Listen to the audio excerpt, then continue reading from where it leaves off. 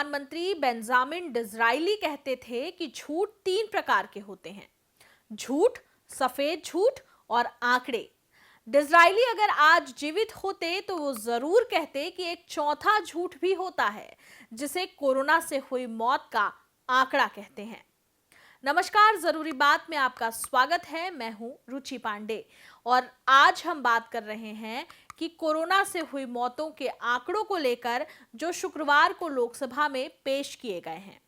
आपके परिवार में या आपके परिचितों में से किसी का निधन अगर कोविड-19 यानी कोरोना से हुआ होगा, आपके पास निधन प्रमाण पत्र होगा, तो भी हो सकता है कि वह मौत केंद्र सरकार के आंकड़ों में शामिल ही ना हो। केंद्र सरकार ने भारत में कोरोना से मौत के जो आंकड़े शुक्रवार को पेश किए, बड़ी चालाकी से उनमें से लगभग 4.25 लाख मौतों के आंकड़ों को पूरी तरह से छुपा दिया। कोविड महामारी के दौरान भारत सरकार पर कई बार आरोप लगे कि कोविड से होने वाली मौतों की वास्तविक स्थिति को ठीक से दर्शाया नहीं जा रहा है या फिर आंकड़ों में हेरफेर किया जा रहा है। कई विशेषज्ञों और विपक्षी दलों ने यह भी आरोप लगाए कि कुछ कोविड के मामलों की संख्या कम बताई गई और मृत्यु दर को भी ठीक से नहीं पेश किया गया। सरकार ने हमेशा दावा किया कि आंकड़ों को सही और पारदर्शी तरीके से प्रस्तुत किया गया है, लेकिन जनता और विपक्षी दलों के बीच इस मुद्दे को लेकर विवाद बना रहा। कोविड की वास्तविक स्थिति और आंकड़ों पर लगातार सवाल उठते रहे, लेकिन इस बार संसद के भीतर कोरोना से होने वाली मौत के जो आंकड़े पेश किए गए हैं, उसने सबको चौंका दिया। लोकसभा में शीतकालीन सत्र के दौरान तमिलनाडु के चिदंबरम से सांसद डॉक्टर तिरुमावलवन थोल ने केंद्र सरकार से 3 सवाल पूछे। उनका पहला सवाल था, कोविड महामारी के कारण संक्रमण और मौतों का माहवार और राज्यवार विवरण क्या है।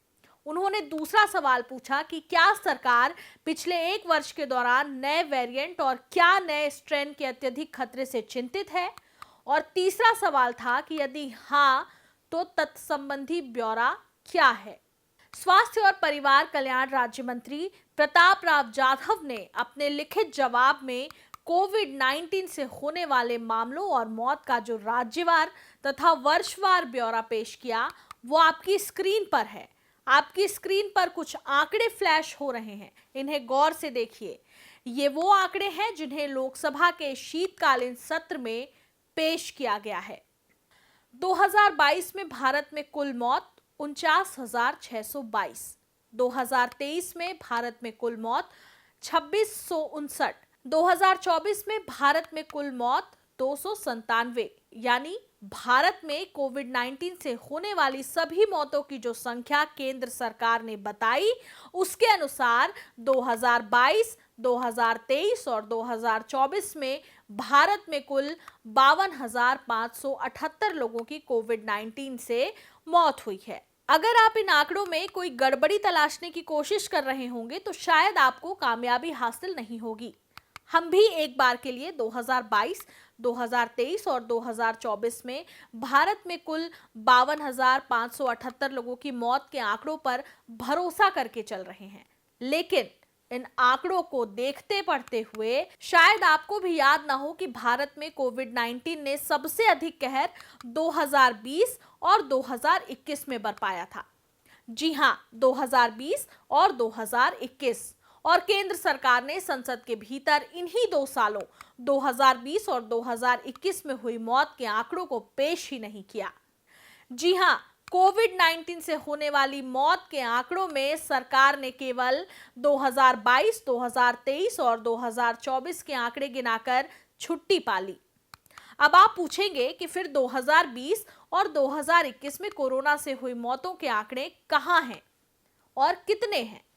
इसके लिए हमने राज्यसभा और लोकसभा के ही आर्काइव को खंगालना शुरू किया, जोड़ घटाव शुरू किए। फिर हमें कभी तमिलनाडु कांग्रेस के अध्यक्ष और बाद में वाजपेयी सरकार में मंत्री रहे भाजपा के ही सुथिरुनावुक्कारासर और रवनीत सिंह बिट्टू का 22 जुलाई 2022 को पूछा गया एक सवाल का जवाब मिला।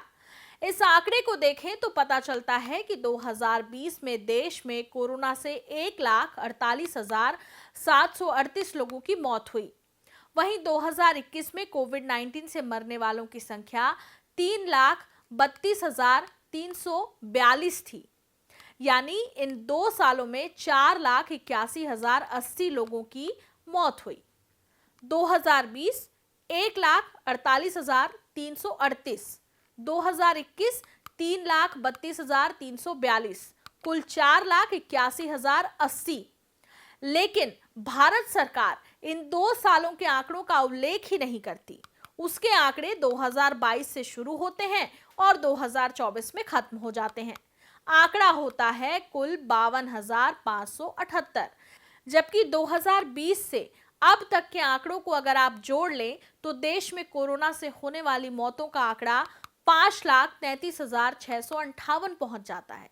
लेकिन सरकार 4,81,080 लोगों की मौत के आंकड़ों को अपने जवाब में बताती ही नहीं। कोरोना के कारण होने वाली मौत के आंकड़ों को लेकर पहली बार सवाल नहीं उठ रहे हैं। भारत में सबसे ज्यादा मौतें दूसरी लहर के दौरान हुई थी, जब डेल्टा वेरिएंट के कारण बड़ी संख्या में लोगों की जान गई थी। WHO ने इस आकलन के लिए नए तरीके का इस्तेमाल किया है। इसका मतलब है कि महामारी से पहले किसी क्षेत्र की मृत्यु दर क्या थी, यानी उस क्षेत्र में सामान्य रूप से कितने व्यक्तियों की मौत होती है और महामारी के बाद उस क्षेत्र में कितने लोगों की मौत हुई। इन आंकड़ों में वे लोग भी शामिल हैं जिनकी मृत्यु सीधे कोविड की वजह से नहीं हुई, बल्कि कोविड के प्रभाव के कारण हुई, जैसे वे लोग जिन्हें इलाज के लिए अस्पताल नहीं मिल पाया और उनकी मौत हो गई। इसमें कुछ क्षेत्रों में खराब तरीके से रिकॉर्ड रखने और संकट की शुरुआत में कम टेस्टिंग को भी जिम्मेदार माना गया। WHO का कहना है कि भारत में 54 लाख मौतें दर्ज हुई हैं। इसके अलावा 95 लाख मरने वालों में ज्यादातर लोगों की मौत की वजह कोविड को माना गया, पर इस डेटा को मानने से भारत सरकार ने इनकार कर दिया। भारत सरकार ने कहा कि भारत की आपत्तियों के बावजूद भी WHO ने पुरानी तकनीक और मॉडल के जरिए मौत के आंकड़े जारी कर दिए। भारत की चिंताओं पर सही तरीके से गौर नहीं किया गया। WHO के अलावा राज्यों पर आरोप लगे कि राज्यों में इस बात की होड़ लगी थी कि कौन से राज्य कोरोना से मौत के आंकड़े में नीचे के पायदान पर हैं, लिहाजा राज्य मौतों के आंकड़ों को कम करके दिखा रहे थे। साइंस जर्नल में छपे एक शोध पत्र के अनुसार पाया गया कि भारत में 2019 की तुलना में 2020 में महामारी की पहली लहर के दौरान 11,90,000 अतिरिक्त मौतें हुई। भारतीय समाज में जरूरी तथ्य, आंकड़े और सत्य बड़ी जल्दी भुला दिए जाते हैं। अल्प स्मृति वाले इस समय में हम में से अधिकांश लोगों ने कोरोना को भी भुला दिया और मौत के आंकड़े तो भुला ही दिए गए। जरूरी बात में फिर होगी बात।